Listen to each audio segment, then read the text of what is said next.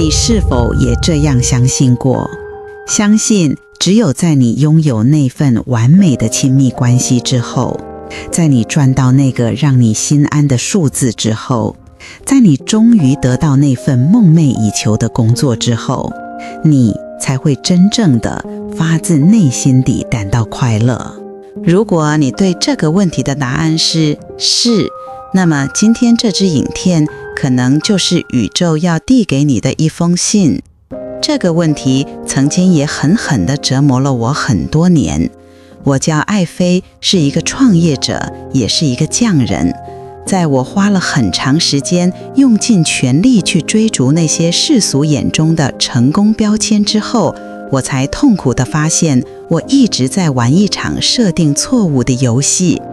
因为当你把快乐设定在未来的某个条件达成之后，你其实是在跟整个宇宙宣告一件事：我现在是不快乐的，我现在是匮乏的。你等于是把改变自己内在感受的钥匙拱手交给了那个充满不确定性的外部事件。你在等待一个拯救者，等待一个奇迹，等待世界来让你感觉良好。但如果我告诉你，这份等待的姿态恰恰是你得不到你想要的一切的根本原因呢？听起来很残酷，对吗？我们从小被教育要努力，要奋斗，要有一个目标，然后去追。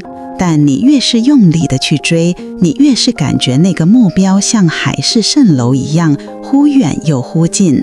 你跑得越快，它退得也越快。为什么会这样？这就涉及到了能量运作的一个核心法则。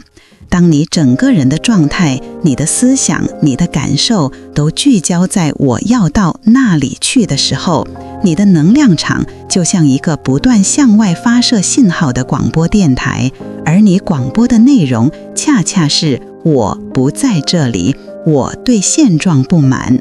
宇宙或者说你周遭的人事物接收到这个信号，他们会如何回应你？他们只能以等待和距离感来回应你。你想要的那个人会觉得你很用力，有种说不出的压力。你想要的那个机会总是在最后一刻擦肩而过，你因此被牢牢地困在一个你非常熟悉的旧有的循环里，不断地重播着同样的剧情，只是换了不同的演员。这就是追逐者心态的陷阱。那么到底该怎么办？如果努力追逐是错的，难道我们要躺平什么都不做吗？不，这是一个更深的误解。真正的答案不是从极度用力跳到完全放弃，而是要从追逐者转变为一个创造者。要完成这个转变，我们必须先理解两个关于现实世界运作的核心法则。第一个法则，现实是一面镜子，它不是一个有主观判断的实体，它不会去评判你值不值得，它只是一面无比诚实，甚至诚实到有点残酷的镜子。它唯一的工作就是忠实的，不带任何扭曲的反映出你已经常态化的内在感受。换句话说，如果你内心深处已经习惯了焦虑、担忧和匮乏的感觉，那么你的现实世界就只能为你显化出更多让你焦虑、担忧和匮乏的世界，因为镜子只能反射出镜子前的东西。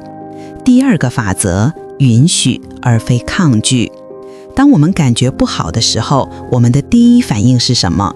通常是我讨厌这种感觉，焦虑，你快走开，我不该这么悲伤。你看我们在做什么？我们在抗拒，我们在对我们内在的真实情绪说，你不该在这里。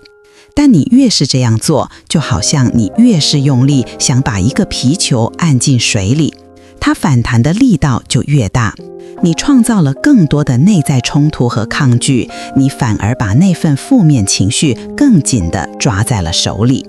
真正的力量不在于控制或消灭情绪，而在于允许。允许它存在，允许它像一朵乌云一样飘过你的天空。当你不再与它对抗，当你只是温柔地看着它，你会发现它自己就会慢慢地流走消散。好了，理解了现实是镜子和允许而非抗拒这2个法则之后，我们终于可以谈到那个最根本的转变了，那就是停止把成为更好的自己当作逃离现状的手段，开始把成为你想成为的那个版本本身当作终极的目的。这句话非常非常关键，我希望你能暂停一下，好好感受它的分量。让我来为你扩写一下这2者的区别，因为这正是能量频率的岔路口。想象一下，一个单身的女孩，她非常渴望进入一段美好的亲密关系。她有2条路可以选。第一条路是手段之路，她把变得自信、变得有魅力当成是为了脱单的工具。于是她开始强迫自己去做一些她内心并不享受的事情。他去参加那些吵闹的社交派对，尽管他更喜欢安静地看书。他穿上性感的衣服，尽管他觉得浑身不自在。他学习各种话术，想让自己显得风趣幽默。你看，他的每一个行动背后都藏着一个钩子，一个期待，我这样做能不能吸引到一个伴侣？他的自信是脆弱的，是需要外界的赞美和肯定的。他散发出的能量是紧绷的、焦虑的、索取的，就像一个饥饿的人，眼睛里写满了请给我一点面包。这种能量反而会让健康的、同样饱满的人下意识地想要后退。第2条路是目的之路。这个女孩对自己说，无论我是否会遇到那个人，我都想成为一个我自己喜欢的人，一个自信、从容、内心丰盛的人。于是她开始把焦点完全放回自己身上。她去学她一直想学的陶艺，在泥土的塑形中找到专注的快乐。她一个人去看画展，享受与艺术独处的时光。他开始写作，记录自己的思考和感悟。他变得自信，不是因为别人夸他，而是因为他为自己创造了一个又一个美好的体验。他打从心底里越来越喜欢和自己待在一起。你看，他的自信是内生的，是饱满的，是向外满意的。他散发的能量是舒展的、自在的、给予的。它就像一个温暖的光源，自然而然的就会吸引那些同样寻求温暖和光明的飞蛾。它不再追逐爱，它成为了爱。你感觉到这2者之间那道巨大的能量鸿沟了吗？你是否也曾为了某个目标而用力过猛，像第1个女孩那样，结果却适得其反？在留言区分享你的追逐故事吧，让我们知道你不是一个人。当你真正开始为成为而成为时，你就拿回了你能量的主导权。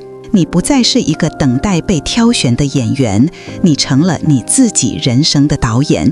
我知道，听到这里，你可能会觉得道理我都懂，但感觉还是有点抽象。没关系，让我用一个你绝对能听懂的比喻来为你揭示这整个显化过程的秘密。想象一下，你所有渴望的现实，那个丰盛富足的人生，那段充满爱与热情的关系，那个让你每天都迫不及待醒来去投入的事业，这一切其实早就存在了。它们就像一个电视频道，我们叫它丰盛生活台。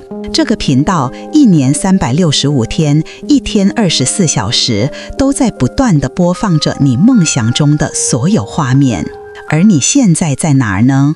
你可能正待在一个叫做卡住人生 FM 的广播频道。这个频道里总是充满了静电的噪音，日复一日地播放着同样的歌曲，歌名叫做《我不够好，我做不到，人生好难》。然后你听说了丰盛生活台的存在，你的第一反应是什么？你的反应是：天哪，太棒了！我得去盖一座全新的电视台，我得去招募一支顶尖的摄影团队，我得写出完美的剧本，我得拍好所有的影片，然后把它们发射到卫星上，这样我才能看到那个节目。你看到了吗？这就是我们一直在做的事情。我们以为我们需要靠自己的血汗和努力去创造出一个全新的现实，但今天我要告诉你一个惊人的真相：你根本不需要去创造那个频道，它早已存在。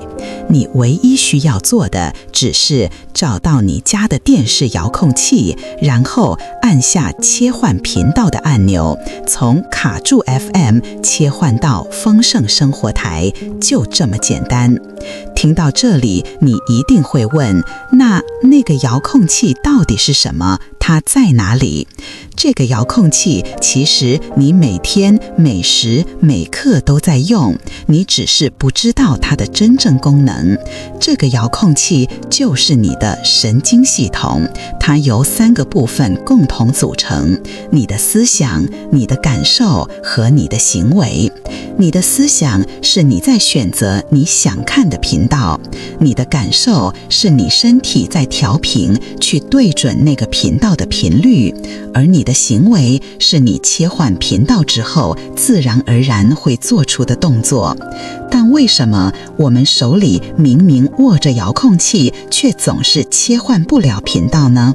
我们好像总是被卡在那个充满噪音的旧频道里。这就来到了我们今天最核心也是最具颠覆性的终极真相，那就是你必须放下神坛。你之所以切换不了频道，因为你把那个丰盛生活台放上了一个高不可攀的神坛。在你的心里，那个频道是神圣的、伟大的、遥不可及的，它是金光闪闪的，它是完美的，它是能解决你所有问题的圣杯。让我为你描绘一下这个神坛化的心理画面。想象你渴望的那份理想的爱情，不是你生活的一部分，而是被你供奉在罗浮宫最重要的稀世珍宝。周围拉起了好几圈红色的天鹅绒围栏，旁边还站着2个保全。你只能远远地踮起脚尖，小心翼翼地瞻仰它。你内心充满了敬畏、羡慕和巨大的距离感。你对着它喃喃自语：天哪，你太美好了，你太完整了，我什么时候才能拥有你这样的宝物呢？拥有你，我的人生就完整了。你听，你这句话背后的潜台词是什么？当你说拥有你，我的人生就完整了，你就在用最强大的能量向整个宇宙确认，我现在是不完整的。当你把它视为遥不可及的圣物，你就在潜意识中一遍又一遍地印证，我现在是不配拥有你的。这份我不完整的感觉，这份我不配得的信念，就是你和那个理想频道之间那道巨大无比的能量鸿沟。它就像最强的静电干扰，让你的遥控器无论怎么按都无法成功换台。而真正的真相是什么？真相是，对于那个已经活在丰盛生活台的你来说，这一切都再自然不过了。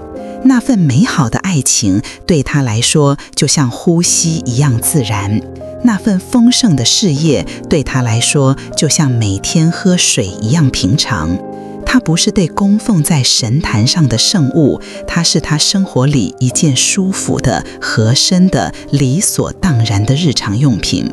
所以切换频道的终极秘密，就是把你的欲望从神坛上温柔地请下来，不再把它看作是能拯救你、完整你的救世主，而是把它看作是你本来就值得拥有的，你那个版本的自己的标准配备。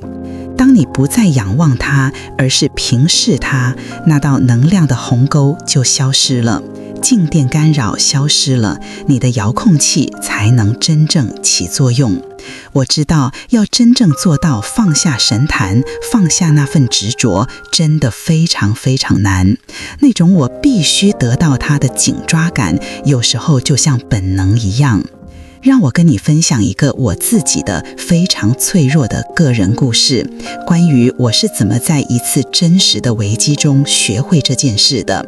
几年前，我要举办一场对我来说非常重要的大型线下活动。活动前一天晚上，我躺在酒店的床上，翻来覆去，就是睡不着。我的大脑疯狂运转，心脏砰砰直跳，脑子里全都是各种灾难性的想象。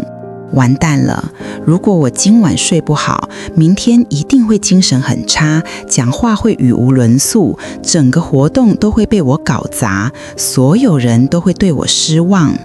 我越是想着我必须睡着，我就越清醒。那种熟悉的焦虑感像藤蔓一样紧紧地捆住我。就在我近乎绝望的时候，一个声音，或者说一个觉知突然升起。我对自己说，好吧，艾菲，就算我今晚真的只睡了1个小时，甚至1分钟都没睡也没关系，我接受。我明天就顶着黑眼圈，带着沙哑的声音上台。就算我讲的磕磕巴巴，那也是当下最真实的我。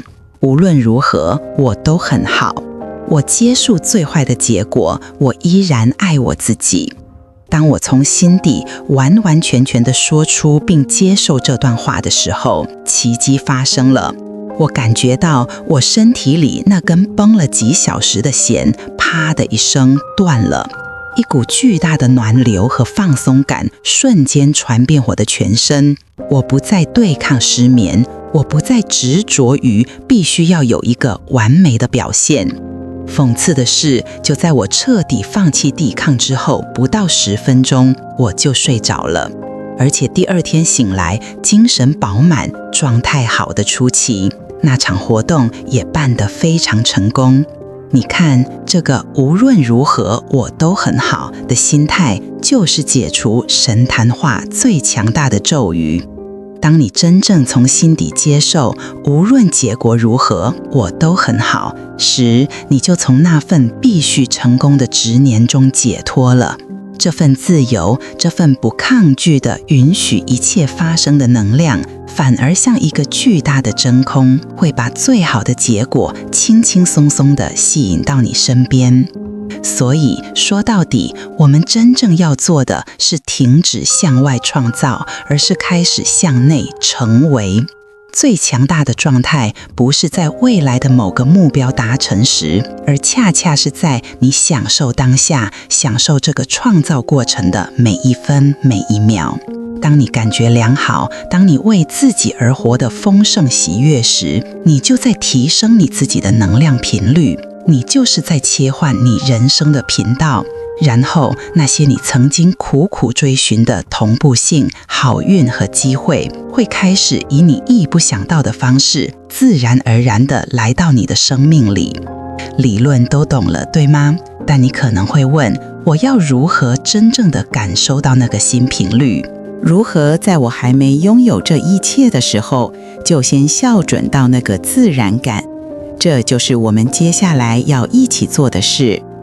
接下来我将会引导你进行一段冥想，这不是一段普通的放松冥想，它是一个强大的工具，是带你走进现实的镜子前，亲身体验、感受，并与你那个未来版本的自己进行能量合并的旅程。这将是你今天真正拿起遥控器切换频道的开始。如果你想持续接收到这种能真正改变你人生的深度内容，请务必点击订阅并开启小铃铛，因为你永远不知道下一次的相遇会是什么时候。也建议你先保存这支影片，在你感觉卡住时，随时回来看看。我们下支影片见。